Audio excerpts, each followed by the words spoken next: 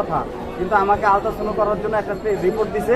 এখন আইসা সকাল থেকে দেখতেছি এখানে রিপোর্ট বন্ধ। আউটডোরে গেছি, সেখানে আমি হয়রানি প্রায় 2 ঘন্টা দাঁড়া থাকার পরও ওনারা বলতেছে যে এখন হবে না, এখন হবে না। তাহলে আমরা এখন কোথায় যাব? বাংলাদেশের 99% লোক এই বাংলাদেশ মেডিকেলের উপর নির্ভরশীল। আমরা ওনারা কি হয়েছে না হয়েছে সেটা আমরা জানি না।